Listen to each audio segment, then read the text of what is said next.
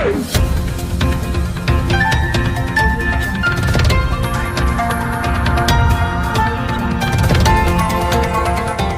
देख रहे हैं मगरा न्यूज राजस्थान, खबरें सबसे तेज।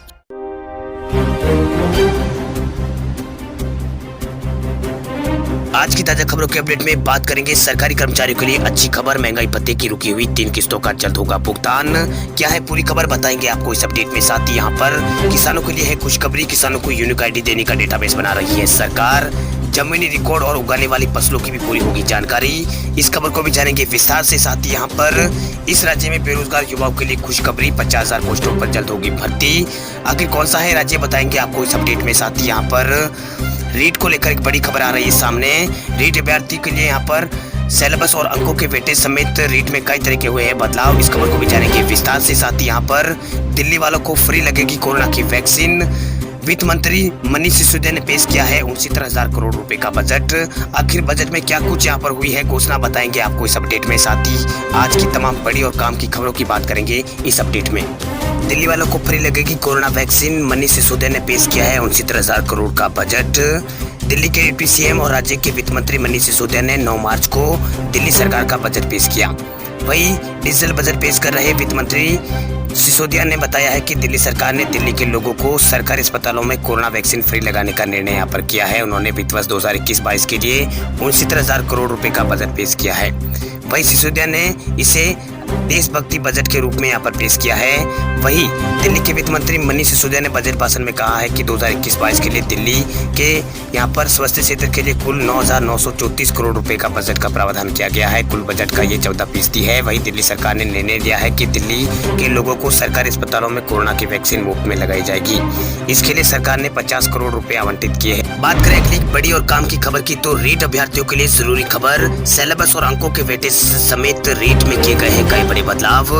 राजस्थान में 3 साल के लंबे इंतजार के बाद आयोजित की जा रही रीट परीक्षा के आवेदन की प्रक्रिया पूरी हो गई है। ये परीक्षा आगामी 25 अप्रैल को राज्य के विभिन्न परीक्षा केंद्रों पर आयोजित होगी। लेकिन अभ्यर्थियों के लिए एक जरूरी खबर इस परीक्षा से जुड़ी हुई है और ध्यान देने वाली ये बात है कि इस बार होने वाली परीक्षा में सिलेबस और चयन प्रक्रिया सहित कई बड़े बदलाव यहाँ पर किए गए हैं जो अभ्यर्थियों के परिणाम व चयन पर असर डालेंगे।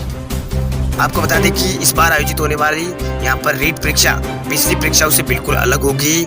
इस बार परीक्षा के नोटिस में बताया गया है कि इस बार यहाँ पर NCTI के निर्देश का यहाँ पर ध्यान में रखकर सिलेबस में बदलाव किया गया है। जारी सूचना के अनुसार राजस्थान माध्यमिक शिक्षा बोर्ड के हवाले से कहा गया है कि इस परीक्षा के सिलेबस में राजस्थान की भूगोल और इतिहास और संस्कृति से संस्कृति को इसमें जोड़ा गया है जो कि बहुत जरूरी था। साथ ही इस रीट परीक्षा में पास होने के लिए जो न्यूनतम अंक तय किए हैं उनमें भी यहाँ पर बड़ा बदलाव किया गया है। जब पिछली बार 2017 में ये परीक्षा हुई थी तो यहाँ पर नॉन TSP अभ्यर्थियों के लिए यहाँ पर न्यूनतम 60% अंक अर्जित करना अनिवार्य था, लेकिन इसमें अब 5% की यहाँ पर कमी कर दी गई। इसके अलावा यहाँ पर विधवा और ESM वर्ग के लिए न्यूनतम अंकों में यहाँ पर 10% और दिव्यांग अभ्यर्थियों के लिए 20% अंक कम कर दिए गए हैं, जबकि यहाँ पर SC और OBC और MBC वर्ग के अभ्यर्थियों के लिए यहाँ पर न्यूनतम अंकों में 5% की कमी कर दी गई है। इसके साथ ही राजस्थान माध्यमिक शिक्षा बोर्ड के चयन मानदंडों में अंक वेटेज के वितरण में भी यहाँ पर बदलाव किया गया है। पहले अंक वेटेज रीट परीक्षा के स्कोर पर आधारित था। शैक्षणिक योग्यता यहाँ पर 70 और 30 का अनुपात में थी, लेकिन अब अंक वेटेज को 90-10 का अनुपात में यहाँ पर इसमें कर दिया गया है। वही स्नातक में प्रतिशत अंकों का वेटेज अब 10 का यहाँ पर होगा। बात करें अगली खबर की तो केंद्रीय कर्मचारियों के लिए खुशखबरी, महंगाई भत्ते की रुकी हुई 3 किस्तों का जल्द होगा भुगतान। केंद्र सरकार कोरोना संकट के दौरान सरकारी कर्मचारियों और पेंशन भोगियों की रोकी गई महंगाई भत्ते व महंगाई राहत की 3 किस्तों का यहाँ पर जल्द ही भुगतान करने का फैसला केंद्र सरकार यानी मोदी सरकार ने किया है। वित्त मंत्रालय ने मंगलवार को भरोसा दिलाया है कि केंद्रीय कर्मचारियों और पेंशनरों की रोकी हुई 3 किस्तों को यहाँ पर जल्द से जल्द यहाँ पर फैसला लेकर उसे बहाल किया जाएगा। साथ ही बताया है कि 1 जुलाई 2021 से लागू होने वाली दरों पर किस्तों का भुगतान यहाँ पर किया जाएगा। वही वित्त मंत्री अनुराग ठाकुर ने यहाँ पर राज्यसभा में लिखित जवाब में उन्होंने बताया है कि केंद्र सरकार ने कोरोना संकट के दौरान रोकी गई महंगाई भत्ते की किस्तों से 37,430.8 करोड़ की बचत यहाँ पर की है, जिसका इस्तेमाल महामारी से निपटने के लिए किया गया। उन्होंने बताया है कि केंद्रीय कर्मचारियों के महंगाई भत्ते और पेंशन भोगियों के महंगाई राहत की 1 जनवरी 2020 और 1 जुलाई 2020 और 1 जनवरी 2021 की किस्तें यहाँ पर ये किस्तों को यहाँ पर रोका गया है। अभी केंद्रीय कर्मचारियों को 17% महंगाई बता दिया जा रहा है। कैबिनेट ने इसमें 4% की बढ़ोतरी को मंजूरी दे दी है। इससे महंगाई भत्ता 21% हो जाएगा, जो 1 जुलाई 2021 से लागू होगा। चलिए बात करते हैं अगली बड़ी खबर की। तो सरकार ने महिलाओं को दी है बड़ी सौगात, अब घर और प्लॉट की रजिस्ट्री पर मिलेगी छूट। मध्य प्रदेश के मुख्यमंत्री ने अंतर्राष्ट्रीय महिला दिवस के मौके पर महिलाओं को यहाँ पर बड़ी खुशखबरी दी है। महिलाओं के लिए अपना घर का यहाँ पर सपना अब महिलाओं का साकार होने वाला है। सीएम शिवराज सिंह चौहान ने घोषणा किया कि मध्य प्रदेश में महिलाओं को घर और प्लॉट की रजिस्ट्री में 2% की यहाँ पर छूट दी जाएगी। इस बारे में सीएम ने कहा है कि आत्मनिर्भर मध्य प्रदेश बनाने में बहनों का यहाँ पर सहयोग जरूरी है। सीएम की इस घोषणा के बाद अब यदि कोई व्यक्ति अपना घर या मकान या फिर प्लॉट घर की लक्ष्मी यानी महिलाओं या फिर माँ, बहन और बेटी और पत्नी के नाम अगर खरीदता है तो उसे रजिस्ट्री में 2% यहाँ पर छूट मिलेगी।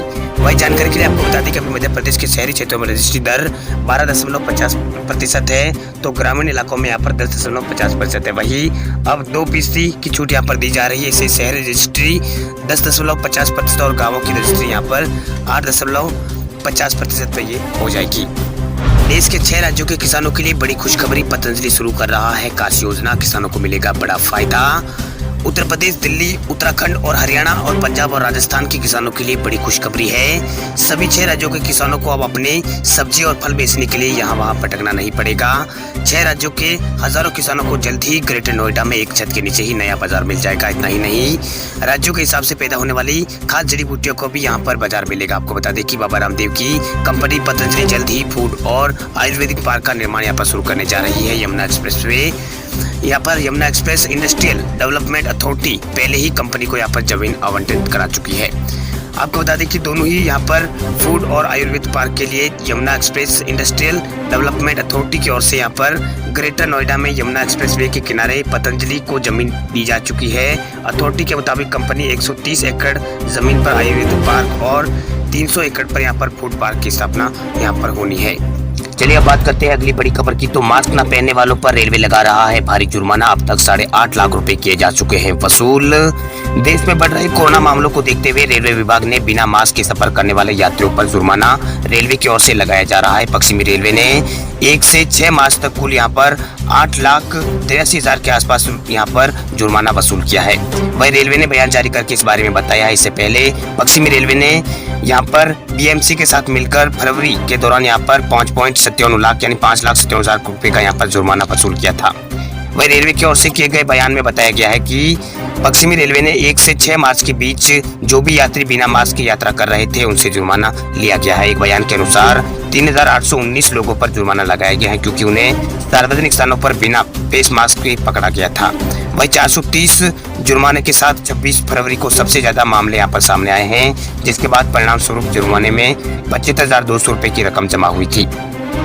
चलिए बात करते हैं अगली बड़ी खबर की। तो किसानों को यूनिक आईडी देने के लिए डेटाबेस बना रही है सरकार। जमीनी रिकॉर्ड और उगाने वाली फसलों की भी होगी सरकार को पूरी जानकारी। केंद्र सरकार राष्ट्रीय स्तर पर किसानों का डेटाबेस के लिए यहाँ पर डिजिटल एग्री स्टेक तैयार करने में जुटी है, जिससे सरकार कृषि व्यवसाय को ग्रामीण अर्थव्यवस्था के बारे में काफी यहाँ पर पूरी जानकारी मिल सकेगी। वही इस प्रक्रिया को जानने वाले अधिकारियों ने बताया है कि ये एक डिजिटल डेटाबेस किसानों को सब्सिडी पहुंचाने और सेवा और नीतियों को लागू करने में मदद करेगा। इस कार्यक्रम के तहत देश के सभी किसानों को पहचान पत्र यहाँ पर दिया जाएगा जो उनकी जमीन रिकॉर्ड से जुड़ा होगा, इसलिए इसे यहाँ पर यूनिक फार्मर आईडी भी कहा जा रहा है। वही मीडिया रिपोर्ट के मुताबिक अधिकारियों ने बताया है कि इसके साथ ही सरकार यूनिफाइड फार्मर सर्विस प्लेटफॉर्म भी तैयार कर रही है, जिससे सरकारी और निजी क्षेत्र द्वारा प्रदान की जा रही कृषि सेवाओं को डिजिटाइज करने में मदद मिलेगी। एक अधिकारी ने नाम न बताने की शर्त पर कहा है कि जमीनी रिकॉर्ड से जुड़े 4.3 मतलब 4 करोड़ 30 लाख के आसपास किसानों का डेटा यहाँ पर वेरीफाई किया जा चुका है। यह डेटाबेस जल्द ही यहाँ पर सामने आ जाएगा। वही डेटाबेस में किसानों से जुड़ी कुछ अहम तथ्य इसमें होंगे, जिससे कि सब्सिडी पाने वाले किसानों की संख्या, किसानों मतलब किसान कितनी जमीन का मालिक है, वह अपने खेत में क्या उगाता है और किस कृषि जलवायु क्षेत्र में वो आता है। वही अधिकारी ने बताया है कि इन डेटा को एक सॉफ्टवेयर के जरिए तैयार किया जाएगा जो ग्रामीण और कृषि अर्थव्यवस्था में एक काफी जटिल लेकिन तथ्यपरक तस्वीर सामने लाएगा। उन्होंने कहा है कि अगला कदम इन डेटा के मुद्रीकरण के लिए मॉडल तैयार करना होगा। वही डेटाबेस को तैयार करने में आधार कार्ड आधारित यहाँ पर किसानों मतलब आधार कार्ड आधारित किसान आधारित योजना जैसे कि पीएम किसान का इस्तेमाल यहाँ पर किया जा रहा है। ये डेटाबेस कृषि में नेशनल ई गवर्नेंस योजना के तहत बनाया जा रहा है। वही किसानों की आय को दुगनी करने को लेकर सरकार द्वारा बनाई गई समिति ने यहाँ पर कृषि क्षेत्र में डिजिटल तकनीकों को बढ़ावा देने की सिफारिश की थी। अब बात कर लेते हैं देश भर के कोरोना आंकड़ों की। तो देश भर में पिछले 24 घंटों के अंदर कोरोना के 15,000 से ज्यादा नए केस आए हैं सामने। 77 लोगों की हुई है मौत। भारत में जानलेवा कोरोना वायरस के केस फिर बढ़ने लगे हैं। देश में लगातार तीसरे दिन 15,000 से ज्यादा केस यहाँ पर भारत में सामने आए हैं। वही स्वास्थ्य मंत्रालय ने बताया है कि पिछले 24 घंटों में देश में 15,388 नए केस दर्ज किए गए हैं। वही इस महामारी से कल यहाँ पर 77 लोगों की मौत हुई है। वही देश में अब तक 2 करोड़ 30 लाख से ज्यादा लोगों को वैक्सीन लगाई जा चुकी है। वही केंद्रीय स्वास्थ्य मंत्रालय की ओर से जारी किए गए आंकड़े हैं, उसके मुताबिक देश में कोरोना की जो पॉजिटिव मामलों की संख्या है वो 1 करोड़ 12 लाख 44,000 से पार पहुंच गई है। इनमें से 1,57,000 से अधिक लोगों की भारत में कोरोना के कारण मौत हो चुकी है। आपको बता दें कि देश में जो फिलहाल यहाँ पर एक्टिव केस यानी सक्रिय मामले हैं उनकी संख्या भारत में 1,87,000 के पार चली गई है। वही कुल जो डिस्चार्ज हुए लोगों की बात करें तो 1 करोड़ 8 लाख से ज्यादा लोग यहाँ पर डिस्चार्ज किए जा चुके हैं। वही देश में अब तक कुल यहाँ पर 2 करोड़ 30 लाख 8,733 लोगों को कोरोना की वैक्सीन लगाई जा चुकी है। वही भारतीय चिकित्सा अनुसंधान परिषद NICMR के अनुसार देश में यहाँ पर कल तक यहाँ पर कोरोना वायरस के लिए कुल 22 करोड़ 27 लाख 26 हजार के आसपास सैंपल टेस्ट किए जा चुके हैं, जिनमें 7 लाख 48 हजार के आसपास टेस्ट यहाँ पर कल किए गए थे, यानी एक दिन में यहाँ पर किए गए थे। इसके अलावा देश के अलग अलग राज्यों में कोरोना के जो मामले हैं वो लगातार बढ़ रहे हैं। महाराष्ट्र में भी कोरोना के मामलों में लगातार यहाँ पर इजाफा हो रहा है। इसके अलावा यहाँ पर महाराष्ट्र के अलावा केरल में कोरोना के मामलों में लगातार यहाँ पर बढ़ रहे हैं। इसके अलावा यहाँ पर महाराष्ट्र, केरल और मध्य प्रदेश और पंजाब में भी कोरोना के मामले लगातार बढ़ रहे हैं। वही राजस्थान में भी कोरोना मामले हैं, उनमें यहाँ पर अब कमी आने लगी है। वही 24 घंटों में राजस्थान में यहाँ पर कोरोना के जो मामले सामने आए हैं वो यहाँ पर राहत देने वाले हैं।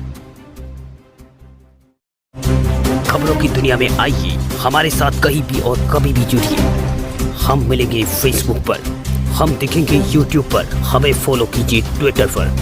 देश प्रदेश की ताजा तरीन खबरों के लिए मगरा न्यूज राजस्थान के यूट्यूब चैनल को सब्सक्राइब कीजिए और साथ में घंटी का निशान दबाइए।